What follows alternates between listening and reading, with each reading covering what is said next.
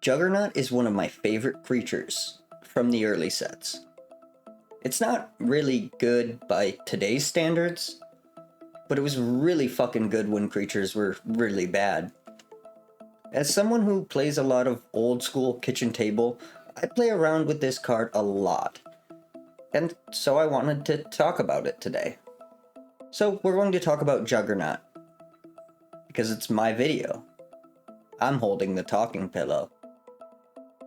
So buckle in, shut up, and get run over by a 5/3 for 4 mana that can't be blocked by walls. Holy shit, he's a big boy. Oh yeah, and I guess he does have a downside. That downside is that you have to win the fucking game. Just kidding. He has to attack every turn, so you can't be a pussy with Juggernaut. God, this card fucks so hard, dude. Juggernaut isn't perfect, though. Juggernaut's biggest flaws, and the reason he doesn't see constant play in old school, is that he dies to every piece of removal that isn't named Terror. Lightning Bolt ends this thing. Swords to Plowshares obviously ends this thing. But he also gets destroyed by Disenchant or Shatter. This card is pretty fragile, all things considered, but if it hits 4 times, you're dead. And it comes down as early as turn 1 in old school, depending on your card pool. 4 mana for 5 power is pretty insane if you're looking at this card from the lens of the sets around Alpha. Obviously, this card does nothing by today's standards. It doesn't even have an Enter the Battlefield ability, which is pretty lame. Still, eating removal isn't necessarily the worst thing in the world, right?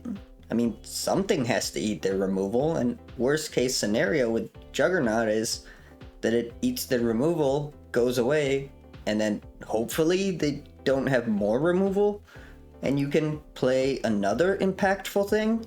If you think about it, you've effectively 1-for-1'd them by being 1-for-1'd. How cool is that? You're such a big brain genius. Can't believe that idiot let himself get baited into being 1-for-1'd by not wanting to die in 4 turns. What a dumbass. Okay, real talk. Other than bits and jokes, I don't really have much to say about this card, but I do really love it, so I did want to talk about it sooner rather than later. This vid might be shorter than some of the other ones, or maybe I ramble more. You know that better than me because you saw the video length and I'm still writing it. Well, I guess that's not true anymore. I'm reading the script now. I still don't know how long the video is though. Anyway, Juggernaut is cool as fuck. And if you disagree, I have to respectfully disagree with you. Let's talk about the art. Dan Frazier, the OG himself, shaper of the Moxen, brought us this glorious beast. I really like the original Juggernaut art. It's big and fucking scary, but more than that, the contrast and the color choices are just super well done in my opinion. I can never quite tell what's going on with Juggernaut, but the imposing nature of the art informs me that I should really not be worrying about that and instead worry about getting the fuck out of the way.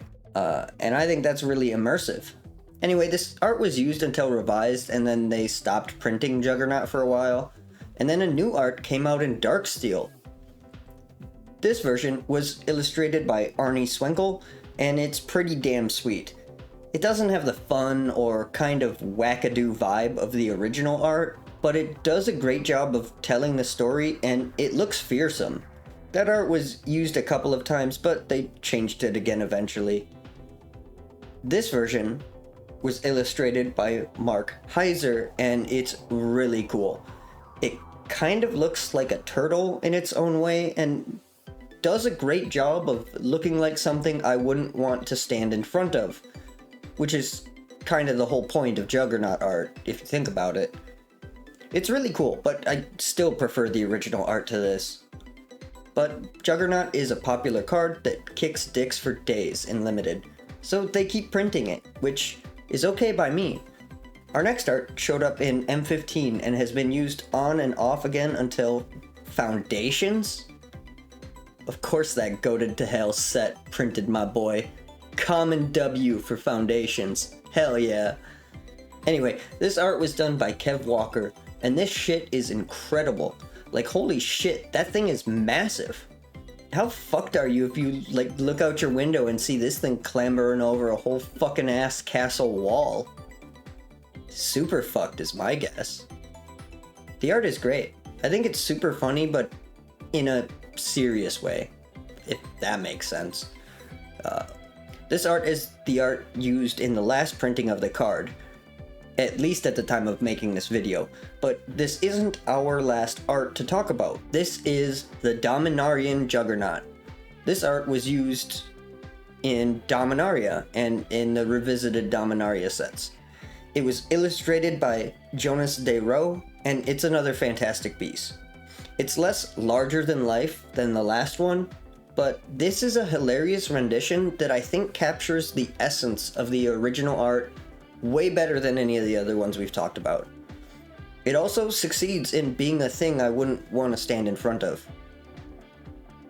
But, yeah. That's really all I have for you about Juggernaut. I really like this card. I think it plays super well. It's nice to see that it still shows up in Limited from time to time. It's an OG. A real one. Just a super awesome, fair Magic card, in my opinion. It's also really exciting to cast. Terrifying across the board, and really sad when they disenchant it. Okay, that's all the words I can think of to describe a 4-mana 5/3 that must attack every turn and can't be blocked by walls. Actually, I haven't commented on the walls bit. It's funny. Walls suck.